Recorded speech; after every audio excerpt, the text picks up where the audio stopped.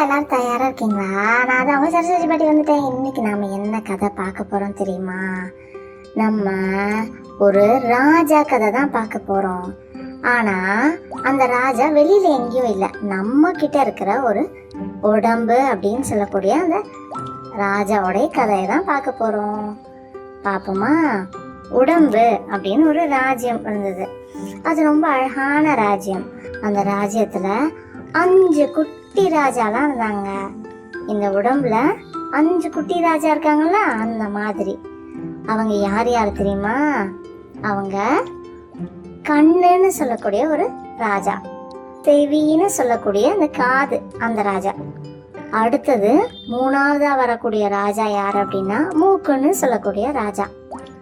4ஆவதா வரக்கூடிய ராஜா யாரு அப்படின்னு சொன்னா வாயின்னு சொல்லக்கூடிய ராஜா. 5ஆவதா வரக்கூடிய ராஜா யாரு அப்படின்னா தொட்டு தெரியக்கூடிய அந்த மனசுன்னு சொல்லக்கூடிய ராஜா. இந்த 5 ராஜாவும் சேர்ந்துதான் உடம்பு அப்படின்ற ஒரு ராஜ்யத்துல இருந்தாங்க. இதுல இந்த கண்ணு ராஜா என்ன பண்ணுவார் அப்படின்னா, அவர் எல்லாத்தையும் பார்ப்பாரு. நம்ம கண்ணு எல்லாமே பார்க்கும்ல, அந்த மாதிரி இந்த கண்ணுன்ற ராஜாவும் எல்லாத்தையும் பார்ப்பாரு. செவி அப்படின்னு சொல்லக்கூடிய அந்த காதுன்னு சொல்லக்கூடிய அந்த ராஜா என்ன பண்ணுவார் அப்படின்னா, அவரு ஓசை, அதாவது சத்தத்தெல்லாம் கேட்கக்கூடிய ராஜா. அதே மாதிரி மூக்குன்னு சொல்லக்கூடிய ராஜா என்ன பண்ணுவாருன்னா, நமக்கு என்னென்னலாம் மனம் வருதோ அந்த மனத்தெல்லாம் அறியக்கூடிய ராஜா தான் மூக்குன்னு சொல்லக்கூடிய ராஜா. வாயின்னு சொல்லக்கூடிய ராஜா என்ன பண்ணுவாரு, பேசுறதுக்கும் சாப்பிடுறதுக்கும் உதவக்கூடிய ஒரு ராஜா.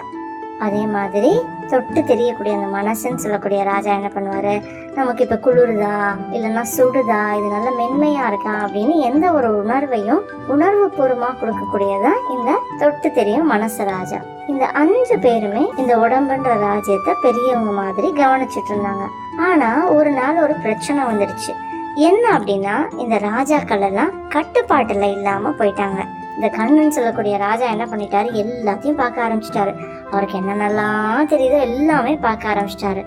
நல்லதை மட்டும்தான் பார்க்கணும் அப்படின்லாம் இல்லாம கண்ணுக்கு தெரியுற எல்லாத்தையும், பயங்கரமானதெல்லாம், தேவையில்லாத விஷயங்கள் எல்லாம் பார்க்க ஆரம்பிச்சிட்டாரு. அதே மாதிரி செவின்னு சொல்லக்கூடிய ராஜா என்ன பண்ணிட்டாரு, சத்தமா கெட்ட வார்த்தையெல்லாம் கூட கேட்க ஆரம்பிச்சிட்டாரு. என்னென்னலாம் காதுல வருதோ அது எல்லாத்தையும் கேட்க ஆரம்பிச்சிட்டாரு. அடுத்தது வாயின்னு சொல்லக்கூடிய ராஜா என்ன பண்ணிட்டாரு, ரொம்ப அதிகமா பேச ஆரம்பிச்சிட்டாரு. அதுலயும் பொய் பேச ஆரம்பிச்சிட்டாரு. ஜாலியா கண்டதையும் பேச ஆரம்பிச்சிட்டாரு. அவருக்கு மனசு போன போக்குலலாம் பேச்ச வாயிலிருந்து வார்த்தைகளை விட ஆரம்பிச்சிட்டாரு. இந்த மாதிரி மூக்குங்கிற ராஜா என்ன பண்ணிட்டாரு, எல்லா வாசனையையும் வாசனை பார்க்க ஆரம்பிச்சிட்டாரு. சில நேரங்கள்ல ரொம்ப மோசமான நாத்தங்களை கூட அவரு வாசனை பார்க்க ஆரம்பிச்சிட்டாரு. அதே மாதிரி இந்த தொட்டு தெரியும் மனசு ராஜா என்ன பண்ணிட்டாரு, குளிரு சூடுன்னு எல்லாத்தையும் கவனிக்காம எல்லாத்தையும் பார்க்க ஆரம்பிச்சிட்டாரு. இப்ப என்ன ஆயிடுச்சு, இந்த ராஜ்யமே இந்த உடம்புன்ற ராஜ்யமே ரொம்ப குழம்பி போயிடுச்சு. என்ன பண்றதுன்னே தெரியாத ஒரு சூழ்நிலை வந்துடுச்சு. அப்பதான் அறிவு அண்ணன் அப்படின்னு ஒரு அண்ணன் வந்தாரு. அந்த அண்ணன் சொன்னாரு, ஐம்பொறிகளே, நீங்க நல்லா வேலை செய்றீங்க, ஆனா கட்டுப்பாடு இல்லாம இருந்தா ராஜ்யம் ஆபத்துக்கு போயிடும் அப்படின்னு சொன்னாரு. அப்பதான் இந்த 5 குட்டி ராஜாக்களும் கவனிக்க ஆரம்பிச்சாங்க. கவனிக்க ஆரம்பிச்சோட என்ன பண்ணலாம் அப்படின்ற மாதிரி கேட்க ஆரம்பிச்சாங்க. உடனே இந்த அறிவு அண்ணன் சொன்னாரு, கண்ணுராஜா நீங்க நல்லதை மட்டுமே பாருங்க. காதுராஜாவே நீங்க நல்லதை மட்டுமே கேளுங்க.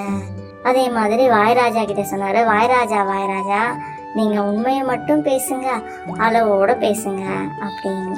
மூக்கு ராஜா கிட்ட சொன்னாரு, சுத்தமான நல்ல ஒரு மனத்தோட இருக்கக்கூடியதை மட்டும் நீங்க உணருங்க அப்படின்னு சொன்னாரு.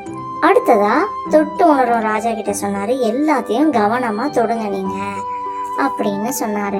இதுதான் ஐம்பொறிகள். இந்த ஐம்பொறிகளும் நல்லா வேலை செய்யணும்னா அதுக்கு இந்த மாதிரி நம்ம ஒரு சில விதிகளை பின்பற்றணும். இததான் நம்ம ஊர்ல ஒரு 3 குரங்க உட்கார வச்சு சொல்லுவாங்க. நீங்க பாத்திருக்கீங்களா அந்த குரங்க? ஒரு குரங்கு கண்ணை மூடிட்டு இருக்கும், இன்னொரு குரங்கு காது மூடிட்டு இருக்கும், இன்னொரு குரங்கு வாயை மூடிட்டு இருக்கும். அதாவது கெட்டதை பார்க்காத, கெட்டதை கேட்காத, கெட்டதை பேசாத அப்படின்னு சொல்லக்கூடிய அந்த 3 குரங்கு. இதுதான் ஐம்பொறி ஆட்சிகள். நம்மளுடைய உடல்ல இருக்கக்கூடிய இந்த ஐம்பொறிகளான கண்ணு, காது, வாய், மூக்கு, நல்ல மனசு, இது எல்லாம் தான் நம்மளோட ராஜ்யம். அதனால அதை நம்ம நல்லபடியா ஆளணும். அந்த மாதிரி நம்ம இந்த ஐம்பொறிகளை ஆட்சி செய்யணும். ஆட்சி செய்யும் பொழுது நாம நல்ல குழந்தைகளா இருக்க முடியும். வழிகாட்டும் பெரிய ஒரு மனிதர்களாகவும் நம்ம மாறவும் முடியும் அப்படின்னு சொன்னாங்க. அதனால நம்மளுடைய உடல்ல வெளிப்படக்கூடிய இந்த ஐம்பொறிகளை நம்ம எப்பயுமே கட்டுப்பாட்டுல வச்சிருக்கிறது ரொம்பவே அவசியம். அந்த மாதிரி கட்டுப்பாட்டுல வச்சிருக்கும் போது நல்லதை நம்ம பார்க்கவும் முடியும், கேட்கவும் முடியும், சொல்லவும் முடியும். இதுதான் ஐம்பொறி ஆட்சிகள். எப்பயுமே இந்த உடம்புங்கிற ராஜ்யத்தை நாம கட்டுப்பாட்டுல வச்சிருக்கணும். இந்த மாதிரி நம்ம கட்டுப்பாட்டுல வச்சிருந்தோம்னா நம்ம எல்லாத்தையுமே ஆழ முடியும். ஆழ்றது மட்டும் இல்லாம நம்மளை சுத்தி இருக்கிற எல்லாரையுமே சிறந்த முறையில வழிகாட்டி ஒரு நல்ல சிறந்த மனிதராகவும் நம்ம மாற முடியும். இததான் பாரதியார் ஐம்பொறி ஆட்சிகள் அப்படின்ற ஆத்திச்சூடி மூலம் சொல்றாரு. இந்த கதை உங்களுக்கு தான் பிடிச்சிருக்கா? பிடிச்சிருந்ததுன்னா உங்க நண்பர்களோட பகிர்ந்துக்கோங்க. இப்ப சீக்கிரம் போய் தூங்குங்க. டாடா, நான் போயிட்டு வரேன்.